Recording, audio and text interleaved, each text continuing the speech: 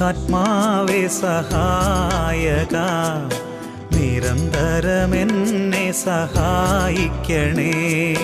പരിശുദ്ധാത്മാവേ സഹായക, നിരന്തരമെന്നെ സഹായിക്കണേ. നിത്യവും കൂടെ വസിക്കുന്നോനേ, അഭിഷേകത്തിനഗ്നി നിറച്ചിടണേ. നിത്യവും കൂടെ വസിക്കുന്നോനേ, അഭിഷേകത്തിനഗ്നി നിറച്ചിടണേ.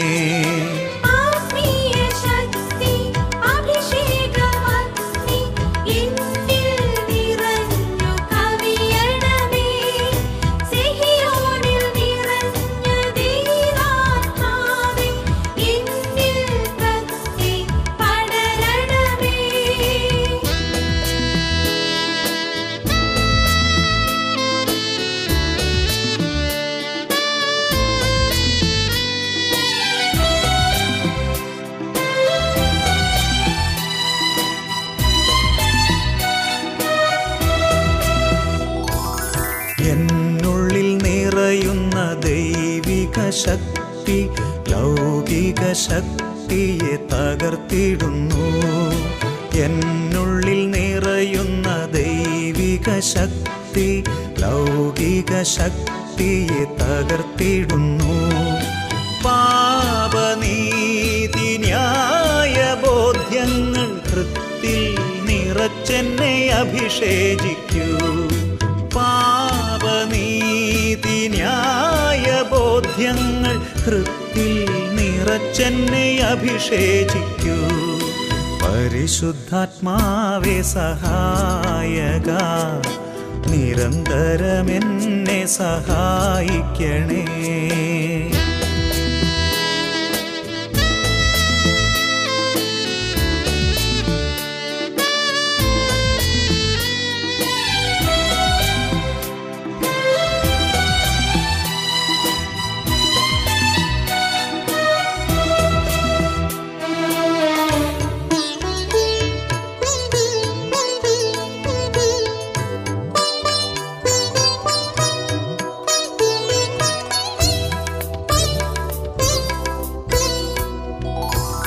വചനം പഠിക്കുവാൻ കൃപ ചൊരിയണമേ, അനുസ്മരിച്ചിടാനും വരമരുളൂ.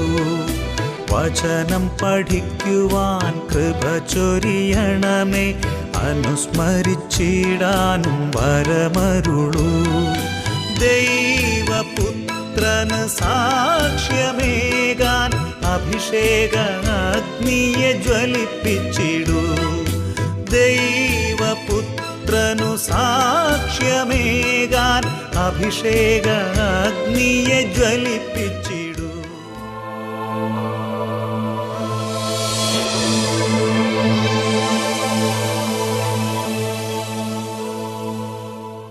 ഹല്ലേലൂയ. യേശുവേ സ്തോത്രം, യേശുവേ നന്ദി. ഷാലോം ചാനലിൻ്റെ എല്ലാ പ്രേക്ഷകർക്കും അഭിഷേകാഗ്നി ദൈവവചന ശുശ്രൂഷയിലേക്ക് യേശു ക്രിസ്തുവിൻ്റെ ധന്യനാമത്തിൽ സ്വാഗതം. Praise the Lord.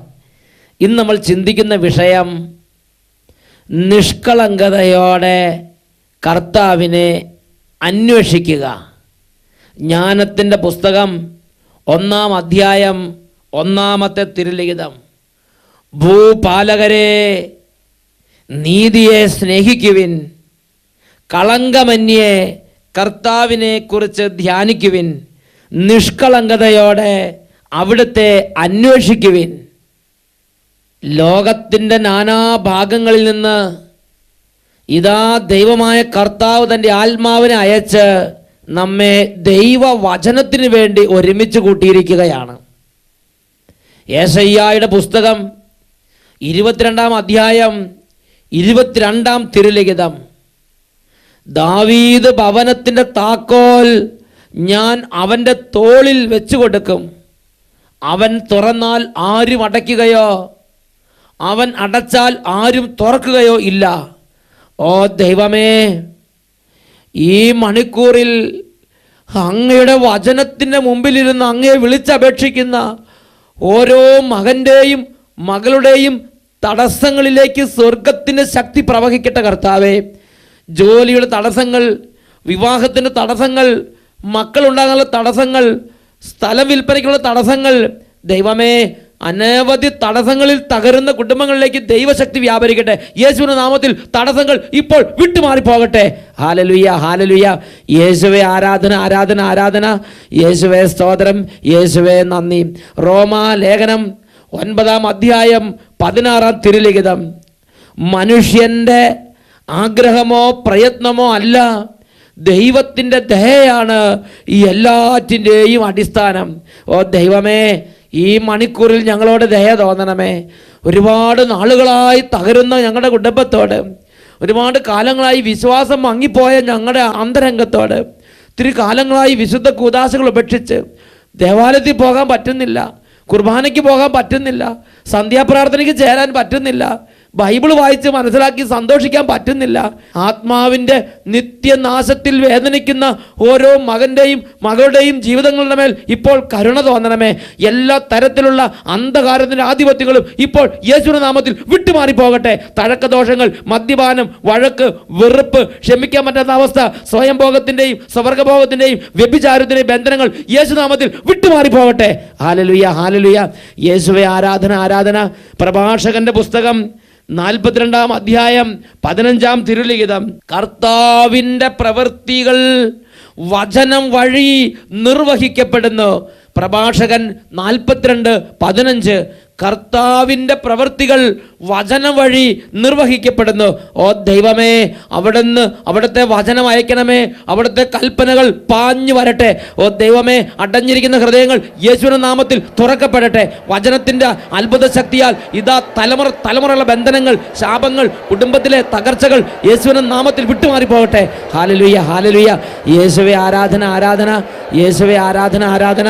യേശുവേ സ്തോത്രം, യേശുവേ നന്ദി. യേശുവേ സ്തോത്രം, യേശുവേ നന്ദി. യേശുവേ സ്തോത്രം, യേശുവേ ആരാധന. ഹല്ലേലൂയ. യേശുവേ ആരാധന. Praise the Lord. നിഷ്കളങ്കതയോടെ കർത്താവിനെ അന്വേഷിക്കുക. പ്രിയപ്പെട്ട ദൈവമക്കളെ, 1994 അച്ഛൻ തിരുപ്പട്ടം സ്വീകരിച്ച് അട്ടപ്പാടി മലമുകളിലേക്ക് കടന്നു വന്നു. തിയോളജിക്കൽ ക്ലാസ്സുകളിലും ഫിലോസഫി കാലഘട്ടത്തിലും ഒരുപാട് വായിക്കുകയും പഠിക്കുകയും ചെയ്ത ബുദ്ധിയുടെ ഒരു ഹുങ്കാരത്തോടു കൂടെയാണ് ഓരോ കാര്യങ്ങളെയും ആ കാലഘട്ടത്തിൽ ഞാൻ സമീപിച്ചിരുന്നത്. എന്നാൽ അന്ന് ഞാൻ ദൈവത്തെ അറിയാൻ വേണ്ടി എത്രമാത്രം തലകുത്തി മറിഞ്ഞോ അത്രമാത്രം ഞാൻ കഷ്ടപ്പെട്ടു എന്നല്ലാതെ എൻ്റെ ദൈവത്തിൻ്റെ അനുഭവം എന്നിൽ നിന്നും അകന്നു മാറി നിന്നു. കാരണം ഞാൻ ആ കാലഘട്ടത്തിൽ എൻ്റെ ബുദ്ധി കൊണ്ടും എൻ്റെ യുക്തി കൊണ്ടും എൻ്റെ ഊക്കുകൊണ്ടും എൻ്റെ കർത്താവിനെ അന്വേഷിക്കാൻ ഞാൻ പരിശ്രമിച്ചു കൊണ്ടിരുന്നു. എന്നാൽ ജീവിതത്തിൻ്റെ ഒരു പ്രത്യേക കാലഘട്ടത്തിൽ അനേകരുടെ പ്രാർത്ഥന കൊണ്ട് എൻ്റെ ബുദ്ധിയുള്ള ആശ്രയം വിട്ടുമാറി എൻ്റെ ദൈവത്തെ എൻ്റെ ഹൃദയം കൊണ്ട് അന്വേഷിക്കാൻ തുടങ്ങിയപ്പോൾ ദൈവം വളരെ പെട്ടെന്ന് ജീവിതത്തിലേക്ക് ഇടപെടുന്ന അനുഭവങ്ങൾ ഉണ്ടായി. അതിന് ഒന്നും കൂടെ സാക്ഷ്യപ്പെടുത്തുന്ന ഒരു സംഭവമാണ് 2010 ജനുവരി മാസം 1-ാം തീയതി ആദ്യ വെള്ളിയാഴ്ച അട്ടപ്പാടിയിലുണ്ടായത്. 2010 ജനുവരി മാസം 1-ാം തീയതി ആദ്യ വെള്ളിയാഴ്ച അട്ടപ്പാടി സെഗിയോൻ ധ്യാനകേന്ദ്രത്തിൽ ആദ്യ വെള്ളിയുടെ ശുശ്രൂഷകൾ നടന്നുകൊണ്ടിരിക്കുകയാണ്. അപ്പോൾ ഈ താവളം ധ്യാനകേന്ദ്രത്തിൽ നിന്ന് 5-8 കിലോമീറ്റർ അകലെ ചെമ്മണ്ണൂർ പ്രദേശത്ത് ഒരു ആശാരിയുടെ കുടുംബം. ആ ആശാരിയുടെ വിഷമം ഇതാണ്. വളരെ നാളുകളായി ഉദരത്തിൽ രോഗം ബാധിച്ച് എന്താണ് രോഗമെന്ന് തിരിച്ചറിയാൻ പോലും പറ്റാതെ ആ കുടുംബം ക്ലേശിക്കുകയാണ്. ഒരു 5-8 ദിവസങ്ങളായി വയറങ്ങോട്ട് വീർത്തിട്ട് ജോലിക്ക് പോകാനും പറ്റുന്നില്ല, ഇരിക്കാനും പറ്റുന്നില്ല, കിടക്കാനും പറ്റുന്നില്ല. അതുപോലെ ഈ ചങ്കിൻ്റെ ഭാഗത്തുനിന്ന് അങ്ങോട്ട് വീർത്ത് വയറ് വീർത്തിരിക്കുകയാണ്. അങ്ങനെ കഴുത്ത് മുകളിലേക്ക് നോക്കി വീട്ടിലിരിക്കുന്ന സമയത്താണ് അട്ടപ്പാടി സെഗിയോൻ ധ്യാനകേന്ദ്രത്തിലെ ആദ്യ വെള്ളിയാഴ്ച ശുശ്രൂഷയുടെ തത്സമയ സംപ്രേഷണം മൂൺ TV യിലൂടെ അട്ടപ്പാടിയിലുള്ള ഈ ചേട്ടൻ്റെ, ഈ ആശാരി സഹോദരൻ്റെ ഭവനത്തിൽ എത്തിച്ചേർന്നത്. അദ്ദേഹം ഇങ്ങനെ ടി വിയിലേക്ക് നോക്കിക്കൊണ്ടിരിക്കുമ്പോൾ യേശുക്രിസ്തുവിൻ്റെ നാമത്തിൽ നിരവധി വ്യക്തികൾ സൗഖ്യം പ്രാപിക്കുന്നത് അദ്ദേഹം കണ്ടു. അദ്ദേഹത്തിൻ്റെ ഹൃദയത്തിൻ്റെ നിഷ്കളങ്കത ഉണർന്നു. അദ്ദേഹം പറഞ്ഞു, യേശുക്രിസ്തുവിന് എൻ്റെ ഈ രോഗം ക്ഷണനേരം കൊണ്ട് സുഖപ്പെടുത്താൻ കഴിയും എന്ന് ഹൃദയം കൊണ്ട് വിശ്വസിച്ച് ക്ഷണനേരം കൊണ്ട് അദ്ദേഹത്തിൻ്റെ മനസ്സെല്ലാം യേശുവിനോടുള്ള ദാഹം കൊണ്ട് നിറഞ്ഞു. അദ്ദേഹം യേശുവെ എന്ന് വിളിക്കാൻ തുടങ്ങി. ആ സമയത്ത് ടെലിവിഷനിലൂടെ ഇതാ ഒരു അനൗൺസ്മെൻ്റ് ഉണ്ടായി, ഉദരത്തിൽ രോഗമുള്ള നിരവധി വ്യക്തികളുടെ മേൽ കർത്താവിൻ്റെ ശക്തി വ്യാപരിക്കുന്നു എന്ന് ഒരു അനൗൺസ്മെന്റ് ടി വിയിലൂടെ ആ സഹോദരൻ കേട്ടു. ക്ഷണനേരം കൊണ്ട് യേശുവേ എന്ന് ആ സഹോദരൻ വിളിച്ചതും നോക്കുമ്പോൾ വീർത്തിരുന്ന വയറ് ചുങ്ങി സാധാരണ വയറായിരിക്കുന്ന ഒരു കാഴ്ചയാണ് ആ സഹോദരൻ കണ്ടത്. പ്രിയപ്പെട്ട സഹോദരങ്ങളെ, അദ്ദേഹം ഓടി പിറ്റേ ദിവസം സെഗിയോൻ ധ്യാന കേന്ദ്രത്തിലേക്ക് വന്ന് ഈ ഒരു അത്ഭുത വാർത്തയെ സെഗിയോൻ ധ്യാന കേന്ദ്രത്തിൽ സാക്ഷ്യപ്പെടുത്തി. ഞാൻ ചിന്തിച്ചൊരു കാര്യമുണ്ട്, എത്രയോ ആളുകൾ വചനം കേട്ട് ഇതുപോലുള്ള സംഭവങ്ങളെക്കുറിച്ച് ടെലിവിഷനിലൂടെ അന്ന് കണ്ട്, എന്നാൽ ഈ ആശാരി സഹോദരൻ്റെ ഹൃദയത്തിൻ്റെ നിഷ്കളങ്കത, യേശുവിൻ്റെ നാമത്തിൽ നിരവധി പേർ സൗഖ്യം പ്രാപിക്കുന്നത് കണ്ടപ്പോൾ ഈ ആശാരി സഹോദരൻ പറഞ്ഞു, 2000 വർഷം മുമ്പ് യേശുനാഥൻ, യേശു ഭഗവാൻ നടന്ന് പ്രവർത്തിച്ച അതേ പ്രവർത്തനം തന്നെയല്ലേ ഇപ്പോൾ ഞാൻ ടി വിയിൽ കണ്ടുകൊണ്ടിരിക്കുന്നത്, യേശുവേ എന്ന് പറഞ്ഞ് വിളിച്ചു. ക്ഷണം നേരം കൊണ്ട് വീർത്തിരുന്ന വയറ് ആശാരിയുടെ വീട്ടിലിരുന്ന് അദ്ദേഹം സൗഖ്യം പ്രാപിച്ച്, യേശുവിൻ്റെ സ്പർശനം അദ്ദേഹത്തിന് ലഭിച്ച്. അതാണ് ജ്ഞാനത്തിൻ്റെ പുസ്തകം 1-ാം അധ്യായം 2-ാം വാക്യം. വചനം പഠിപ്പിക്കുന്ന പ്രകാരമാണ്, അവിടുത്തെ പരീക്ഷിക്കാത്തവർ അവിടുത്തെ കണ്ടെത്തുന്നു, അവിടുത്തെ അവിശ്വസിക്കാത്തവർക്ക് അവിടുന്ന് തന്നെ വെളിപ്പെടുത്തുന്നു. യേശു ക്രിസ്തുവിൻ്റെ നാമത്തെ വിശ്വസിച്ച് യേശു ഈ ഒരു വ്യക്തിയാണെന്നും എൻ്റെ യേശു ഞാൻ വിളിക്കും എൻ്റെ അടുത്ത് വരുമെന്നും ഹൃദയത്തിൻ്റെ നിഷ്കളങ്കത കൊണ്ട് വിശ്വസിച്ച് പ്രാർത്ഥിക്കുന്നവർക്ക് അപ്പോൾ അവിടെ യേശുവിൻ്റെ സാന്നിധ്യമുണ്ട്. ഞാൻ മറ്റൊരു വ്യക്തിയുടെ അനുഭവം പറയാം. 2010 ജനുവരി മാസം 1-ാം തീയതി ആദ്യ വെള്ളിയാഴ്ച അട്ടപ്പാടി സെഗിയോൻ ധ്യാനകേന്ദ്രത്തിൽ വന്ന് ഒരു ചേട്ടൻ പറഞ്ഞൊരു അനുഭവമാണ്. ആ ചേട്ടൻ 19 വർഷമായി ആ ചേട്ടൻ കല്യാണം കഴിഞ്ഞിട്ട് മക്കളുണ്ടായിരുന്നില്ല. അങ്ങനെ അദ്ദേഹം വിഷമിച്ചിരിക്കുമ്പോഴാണ് ഒരു നാൾ അട്ടപ്പാടി ധ്യാന കേന്ദ്രത്തിൽ ആദ്യ വെള്ളിയാഴ്ച ശുശ്രൂഷയ്ക്ക് വരുന്നത്. അപ്പോൾ നിരവധി വ്യക്തികളുടെ ജീവിതത്തിലേക്ക് യേശുവിൻ്റെ നാമത്തിൽ അത്ഭുതങ്ങൾ സംഭവിക്കുന്ന അദ്ദേഹം കണ്ടു. പെട്ടെന്ന് അദ്ദേഹത്തിന് നിഷ്കളങ്കത ഉണർന്നു, വിശ്വാസം വർദ്ധിച്ചു. അദ്ദേഹം പറഞ്ഞു, യേശുവേ 19 വർഷമായി കല്യാണം കഴിഞ്ഞിട്ട് എനിക്ക് മക്കളില്ല, അങ്ങയുടെ ദാനമാണ് മക്കള്, ഒരു ദാനം എനിക്ക് തന്നാലും തിരക്കടില്ല. അദ്ദേഹത്തിൻ്റെ ഹൃദയത്തിൻ്റെ നിഷ്കളങ്കത കൊണ്ട് യേശുവിൻ്റെ അടുത്ത് പറഞ്ഞു. അദ്ദേഹത്തിൻ്റെ വാക്കുകളിൽ ആ അനുഭവം നമുക്കൊന്ന് ശ്രദ്ധിക്കാം. Praise the Lord. എൻ്റെ പേര് വാവച്ചൻ, അങ്കമാലിയിൽ നിന്ന് വരുന്നു. എൻ്റെ വിവാഹം കഴിഞ്ഞിട്ട് 17 വർഷമായി. ഞങ്ങൾക്ക് കുഞ്ഞുങ്ങളിലായിരുന്നു. ഒരുപാട് ചികിത്സകളൊക്കെ ചെയ്തു. അവസാനം ദൈവത്തിൽ മാത്രം ആശ്രയിച്ചുകൊണ്ട് ഞങ്ങൾ വിശ്വസിച്ചുകൊണ്ട് ഞങ്ങൾ പ്രാർത്ഥിച്ച് എൻ്റെ അനുജൻ ഇവിടെ ഒരാഴ്ച ധ്യാനം കൂടുകയും എല്ലാ മാസാദി വെള്ളിയാഴ്ചകളിലും ഇവിടെ വന്ന് ധ്യാനം കൂടുകയും ചെയ്യും. അവൻ്റെ കൂടെ ഞാൻ വന്ന് പ്രാർത്ഥിച്ചു. ആദ്യമായി വന്ന് പ്രാർത്ഥിച്ചപ്പോൾ വിശ്വാസത്തോടുകൂടി ഞാൻ ഇങ്ങനെ പറഞ്ഞു, മക്കളെ ദാനമായി നൽകുന്നവനെ എനിക്കും ഒരു കുഞ്ഞിനെ ദാനമായി നൽകിയാൽ ഞാൻ ഇവിടെ സാക്ഷ്യം വഹിച്ചോളാം എന്ന് പറഞ്ഞു. വാഗ്ദാനങ്ങളിൽ വിശ്വസ്തനായ തമ്പുരാൻ കഴിഞ്ഞ ഒക്ടോബർ 28-ാം തീയതി എനിക്കൊരു ആൺകുഞ്ഞിനെ സമ്മാനമായി തന്നു. നോക്കുക സഹോദരങ്ങളെ, അദ്ദേഹത്തിൻ്റെ ഹൃദയത്തിൻ്റെ ആ ഉള്ളിലെ നിഷ്കളങ്കത കൊണ്ട് അദ്ദേഹം ആ നിഷ്കളങ്കത ഏറ്റു പറഞ്ഞു. ക്ഷണനേരം കൊണ്ട് അദ്ദേഹത്തിൻ്റെ ജീവിതത്തിലേക്ക് ദൈവിക ശക്തി വ്യാപരിക്കുകയാണ്. ഇന്നൊരു ആൺകുട്ടി അദ്ദേഹത്തിൻ്റെ വീട്ടുമുറ്റത്ത് ഓടിക്കളിച്ച് വളരുകയാണ്. Praise the Lord, hallelujah. അന്ന് ആ ശുശ്രൂഷ എത്രയോ പേര് പങ്കെടുത്തിട്ടുണ്ട്. പക്ഷെ നിഷ്കളങ്കതയോടെ യേശുവിനെ സ്വീകരിച്ചവർക്ക് യേശുവിന് അനുഭവം ഉണ്ടായി. അന്ന് ബെത്ലഹേമിൽ യേശു ജനിച്ചിരുന്ന സമയത്തും അത് തന്നെയല്ലേ സംഭവിച്ചത്. ബുദ്ധിയുടെ അഹങ്കാരത്തിലിരുന്ന് ഒരുപാട് പണ്ഡിതന്മാരും വീരന്മാരും അവിടെ ഉണ്ടായിരുന്നു. എന്നാൽ അവർക്കാർക്ക് യേശുവിനെ ആരാധിച്ച് രക്ഷയുടെ അനുഭവത്തിലേക്ക് പോകാൻ പറ്റിയില്ല.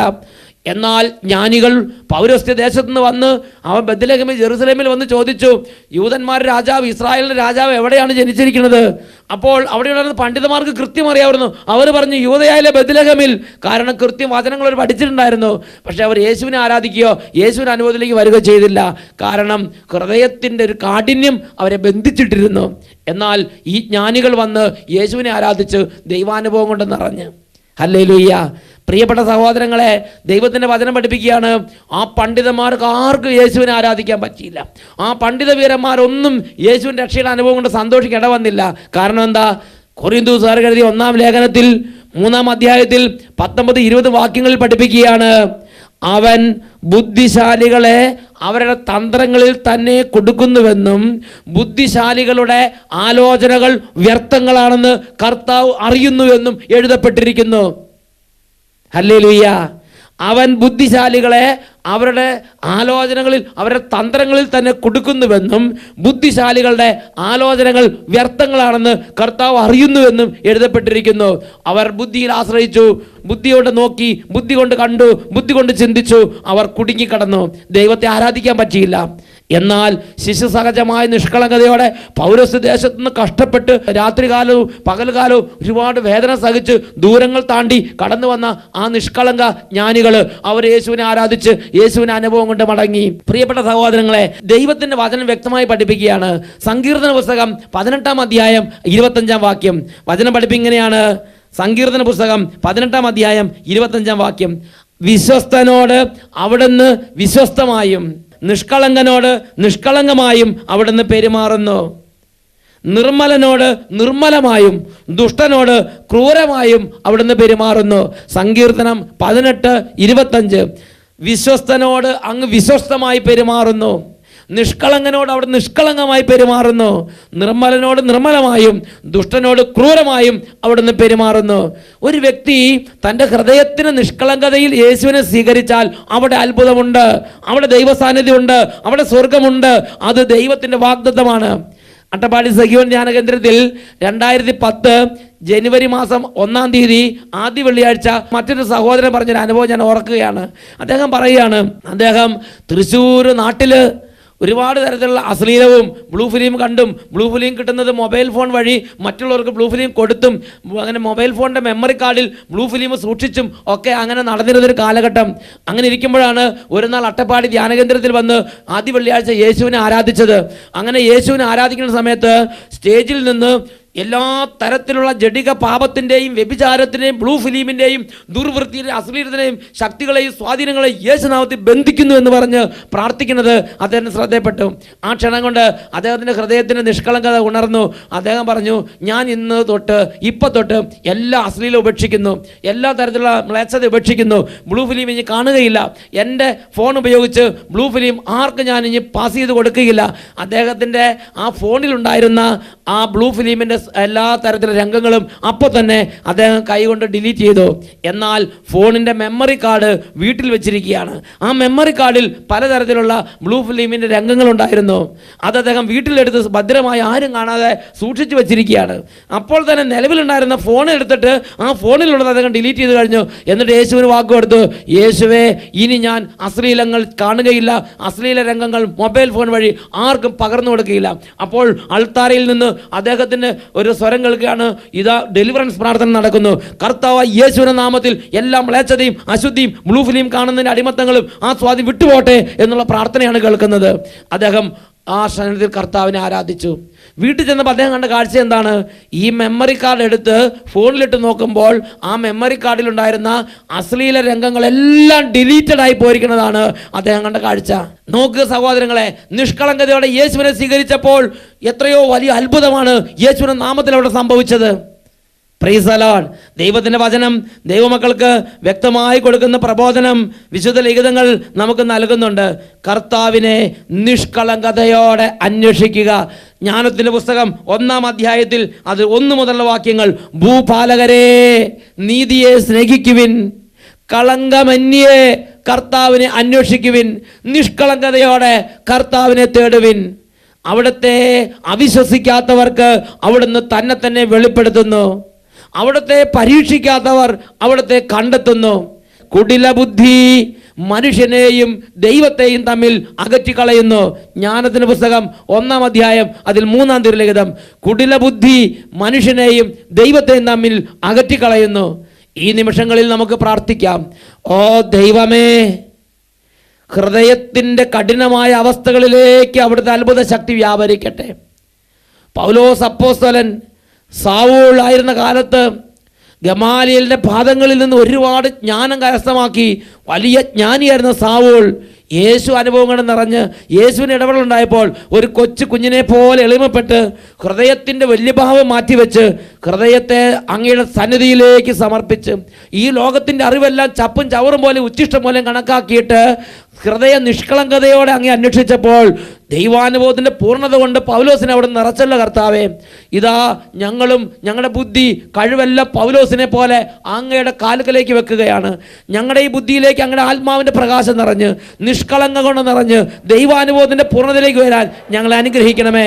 അതിന് തടസ്സമായി നിൽക്കുന്ന അഹങ്കാരം, താൻപോരിമഭാവം, മാത്സര്യം, ഭിന്നത, എല്ലാ തരത്തിലുള്ള ലോകത്തിൻ്റെ എല്ലാ അഹന്തയും ഇപ്പോൾ യേശുനാമത്തിൽ വിട്ടുമാറിപ്പോകട്ടെ. ഹാലലുയ, ഹാലലുയ. യേശുവേ ആരാധന, ആരാധന. യേശുവേ ആരാധന, ആരാധന. യേശുവേ സ്തോത്രം, യേശുവേ നന്ദി. യേശുവേ സ്തോത്രം, യേശുവേ നന്ദി. Praise the Lord. Hallelujah.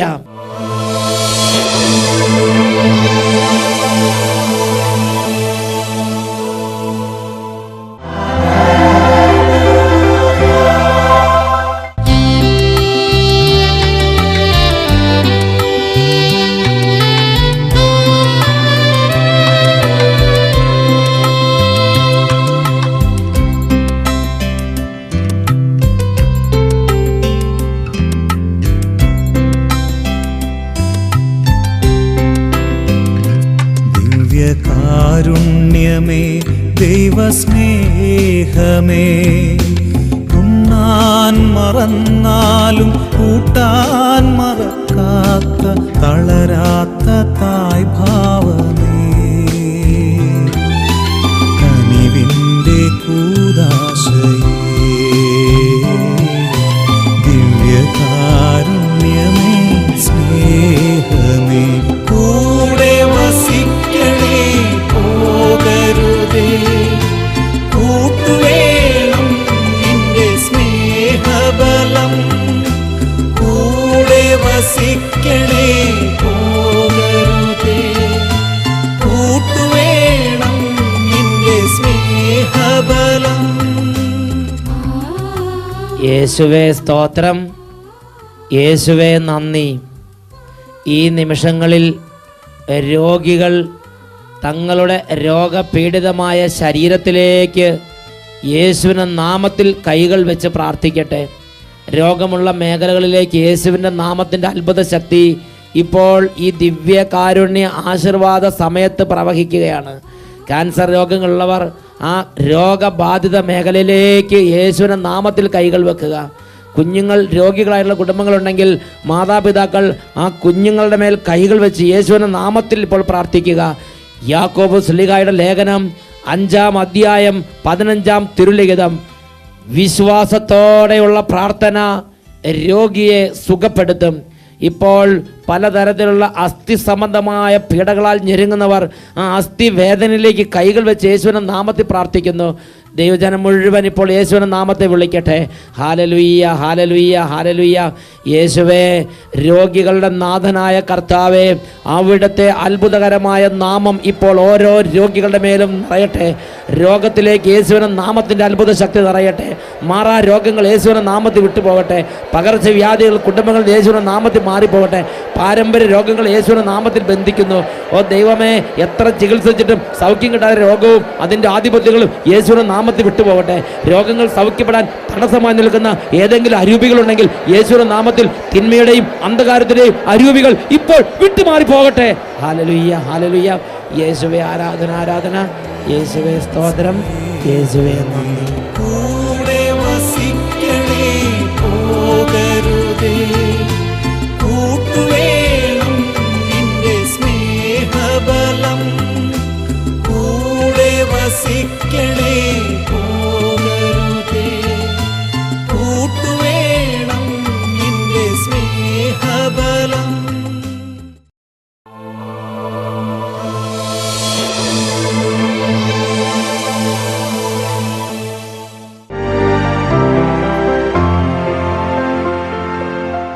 Olavakkode പാലക്കാട്ടിൽ നിന്നും വരുന്നു. ഒലവക്കോട് റെയിൽവേ കോളനിയിൽ നിന്നാണ് ദയാനന്ദൻ എന്ന എളിയ മകൻ വരുന്നത്. കഴിഞ്ഞ വർഷം മാർച്ച് മാസത്തിൽ എനിക്ക് പെട്ടെന്നുണ്ടായ ഒരു വയറുവേദനയും ഇടുപ്പ് വേദനയും ഉണ്ടായി.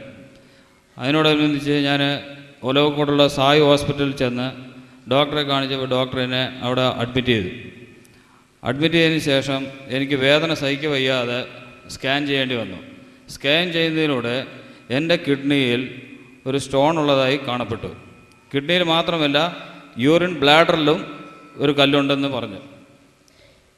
അവിടെ ട്രീറ്റ്മെൻറ്റിൽ എനിക്ക് മരുന്നുകളെല്ലാം തരുകയും ചെയ്തു. പക്ഷേ 4 ദിവസത്തിന് ശേഷം ചെറിയൊരു വേദനയെല്ലാം മാറിയതോടുകൂടി ഞാൻ അവിടെ നിന്ന് ഡിസ്ചാർജ് ആയി. പക്ഷേ ഞാൻ ഈ ധ്യാന കേന്ദ്രത്തിൽ 17ാമത്തെ 1-ാം വെള്ളിയാഴ്ചയാണ് ധ്യാനം കൂടിക്കൊണ്ടിരിക്കുന്നത്. 17ാമത്തെ ആദ്യ വെള്ളിയാണ് ദയാനന്ദൻ ഇവിടെ വരുന്നത്.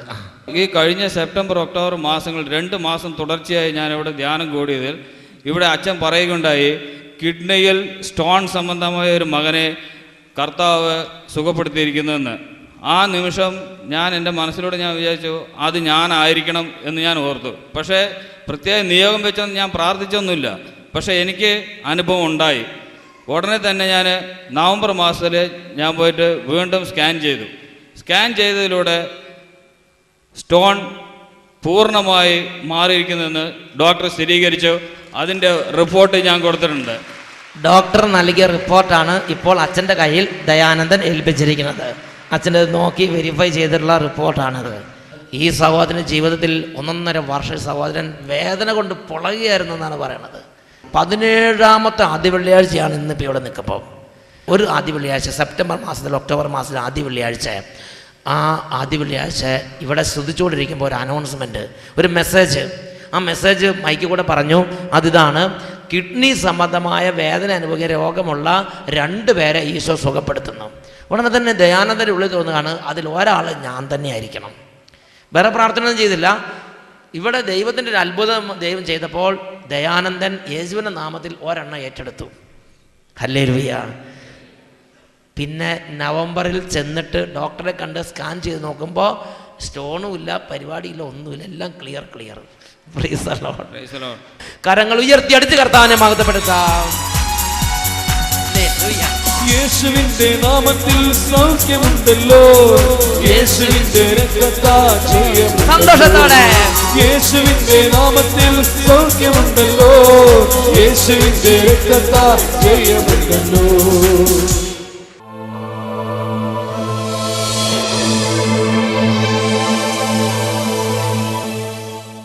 വിടുതലിനാത്മാവേ എന്നിൽ നിറയണമേ,